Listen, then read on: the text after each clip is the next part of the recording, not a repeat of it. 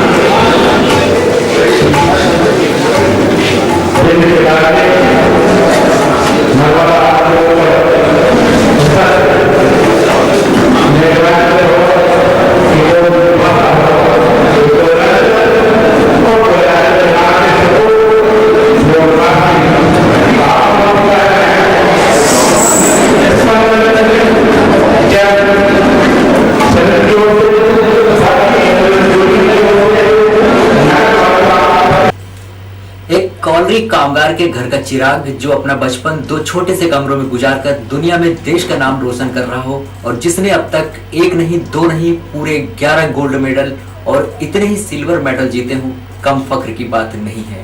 ऐसा ही लाडला सपूत है ओमकार सिंह, जिन्होंने कॉमनवेल्थ गेम्स में 3 गोल्ड जीतकर वो सुर्खियां बटोरी कि इस क्षेत्र का नाम पूरे देश की जुबान पर आ गया। ओमकार सिंह के स्वागत को मानो पूरे खेल प्रेमी का पूरा धनपुर ही उमड़ पड़ा था। जिसने भी ओमकार के आने की खबर देखी, स्टाफ क्लब की ओर भागा चला आया। ओमकार सिंह का जहां देश और क्षेत्र के साथ खेल का प्रेम झलका, वहीं क्रिकेट के अलावा दूसरे खेलों में लोगों के पक्षपात का दुख भी इनके बातों से साफ दिखा। ओमकार ने सफलता के गुरु भी बताया और यह भी बताया कि सफलता कोई एक दिन में नहीं मिल जाती है। आज धनपुरी में कॉमनवेल्थ गेम्स में भारत की झोली में 3 गोल्ड मेडल दिलाने वाले इस क्षेत्र की शान और कोयलांचल के सपूत ओमकार सिंह का स्टाफ क्लब में शानदार और गरिमामय तरीके से स्वागत किया गया। यह कार्यक्रम स्पंदन सामाजिक संस्था, नगर पालिका, वर्किंग जर्नलिस्ट यूनियन, एसोसिएशन ने मिलकर किया था। इस दौरान जैसे हर किसी में होड़ लगी थी कि वो कम से कम एक पल के लिए ओमकार सिंह के करीब आ जाए। इस मौके पर नगर पालिका के प्रशासक गजेंद्र सिंह, मैथिली शरण गुप्त मंचासीन रहे। कार्यक्रम में खासतौर पर विवेक पांडे, पंकज तिवारी, विकास अग्रवाल, शहजाद खान, अमित जैन, अजय श्रीवास्तव की मौजूदगी उल्लेखनीय रही। कार्यक्रम का संचालन कलाम मोहम्मद ने किया।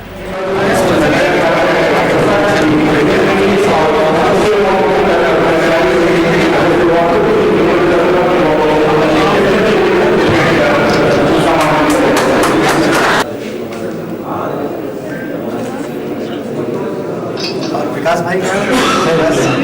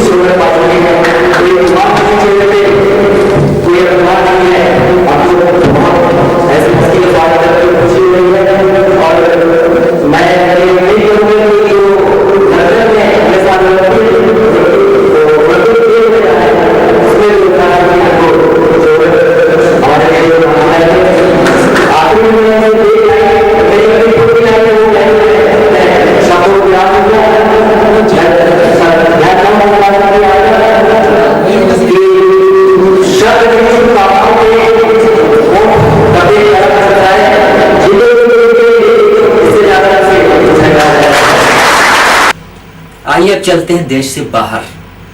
हम आपको ले चलते हैं दुनिया के जाने माने देश सिंगापुर और मलेशिया।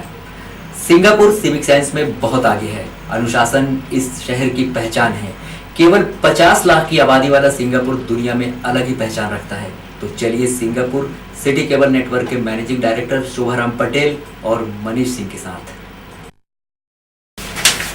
सिंगापुर अपने आप में ही खूबियों और खूबसूरतियों से भरा शहर है। ये यहाँ की होटल मैरीना वे है। इसी होटल में 14 जनवरी 2011 को जी सिनेमा अवार्ड होगा। जानते हैं इस अवार्ड के लिए टिकट कितनी है? केवल 1 लाख रुपए। तो अब हम बीच में नहीं बनते हैं बाधा, लीजिए देखिए सिंगापुर। अब हम आपको ले आए हैं मलेशिया। मलेशिया भी अपनी खूबसूरती के लिए मशहूर है। दुनिया भर में ट्विंस टावरों के लिए मशहूर मलेशिया के जेंटिंग शहर की शान ही कुछ और है। आइए देखते हैं इस शहर में क्रिसमस की धूम। हाँ, यहाँ की होटल फर्स्ट वर्ल्ड दुनिया की जानी मानी होटलों में से है। और आपको मालूम है इस होटल में 6118 कमरे हैं। जी हाँ, आपने सही सुना, 6118 कमरे हैं इस होटल में, जो आप हमारे स्क्रीन पर देख रहे हैं।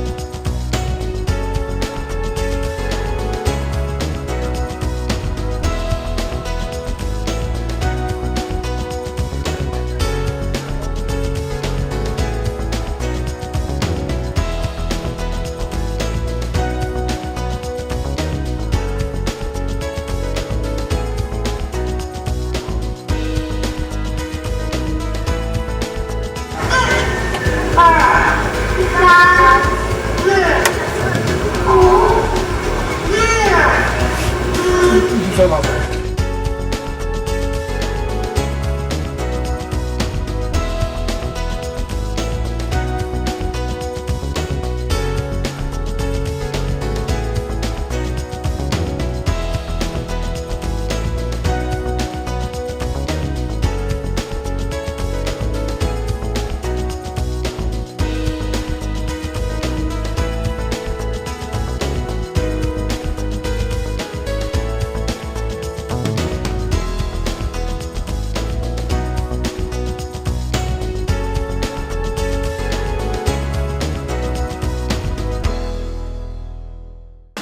सिंगापुर और मलेशिया के इस दौरे के बाद वापस हिंदुस्तान में चलते चलते एक नजर अभी तक की सुर्खियों पर एक बार फिर। गोल्डन बॉय ओमकार सिंह का धनपुरी में आत्मीय स्वागत। अभी तक से खास मुलाकात में कहा कितनी भी ऊंचाइयों पर पहुंच जाऊं अपनी मातृभूमि को नहीं भूल सकता। ओमकार सिंह ने अंचल की खेल प्रतिभाओं को दिया अपने हाथों पुरस्कार। अभी तक पहुंचा सिंगापुर और मलेशिया। खूबसूरत शहर में डिसिप्लिन और सिविक सेंस है प्रायोरिटी। होटल मैरिन वे से दिखता है अद्भुत नजारा। ट्विन टावर बेजोड़ शिल्पकारी का नमूना। अभी तक मैं आज बस इतना ही। नमस्कार।